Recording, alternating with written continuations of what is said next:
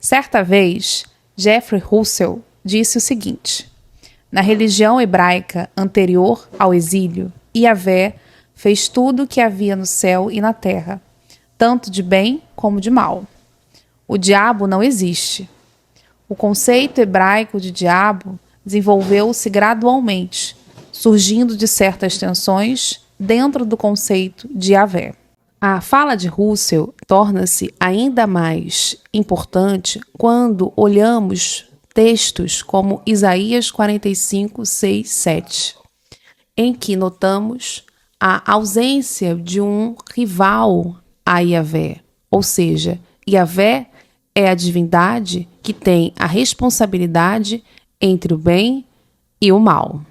Assim diz a passagem, para que saiba desde o nascente do sol e desde o poente, que fora de mim não há outro, eu sou o Senhor, e não há outro.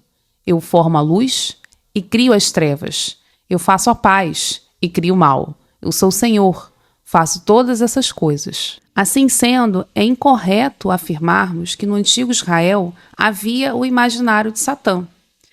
Quando ele começa a surgir, é fruto dos diálogos culturais dos povos do antigo Israel com os persas e os gregos, por exemplo. Ainda assim, é inegável a ideia de que o Satã como senhor do submundo é algo que também não é contemporâneo aos povos do antigo Israel, mas uma construção lenta e posterior, porque, como veremos hoje com o professor Misael, essa ideia de Satã não está presente no antigo Israel, mas antes, Satã como uma espécie de um promotor de justiça, alguém que faz parte da corte celestial de Yahvé. Vamos entender melhor esse caso? A teologia, geralmente, o pessoal faz uma teologia sistemática, muitas das vezes, que já coloca o inferno, por exemplo, já coloca Satanás lá no Antigo Testamento, o diabo, e, na verdade, estudando historicamente, a gente sabe que, por exemplo, no livro de Jó, o Satanás, literalmente o Satã, né, o Satã, o acusador, ele está a serviço de Deus, é como se fosse um mensageiro divino, uma espécie de promotor ali, jurídico, acusador, de como se estivesse num tribunal em que você coloca a pessoa ali, e a função dele é acusar. Mas ele não é um ser do inferno, é um ser que ele está se apresentando diante de Deus, enquanto os filhos de Deus se apresentam na corte celestial.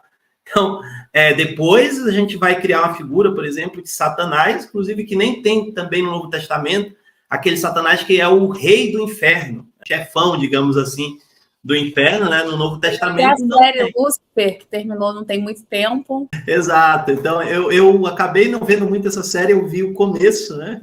Mas sim, Lúcifer, porque vai ser o termo muito utilizado na tradição cristã também, como o anjo de luz, que teria caído aí do céu, seria o querubim, aí você já tem uma leitura a partir do texto bíblico de Ezequiel, já lê esse querubim ungido como o próprio Lúcifer, e que é discutível também, mas assim, nós vemos narrativas, né, nessa antiguidade, nós vemos narrativas de mundos subterrâneos em povos também mesoamericanos, né, pré-americanos, só que é um pouco complicado porque são narrativas que já vêm de segunda mão, de cristãos.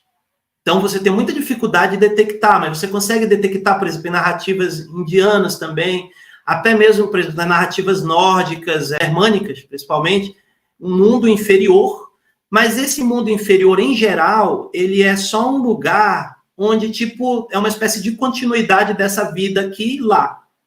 Né? Então, não tem muito essa coisa de castigo moral. É que isso vai se intensificar realmente no cristianismo.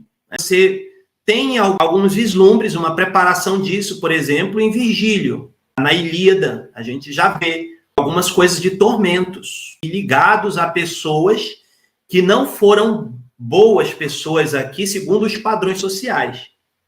Observa-se um pouco isso. Percebo, assim, que dá para a gente observar, que parece que quanto mais moral, mais estruturada socialmente, sim, tem uma sociedade mais complexa, em que você precisa controlar, né? Porque se você tem uma sociedade pequena, o controle ele é mais fácil.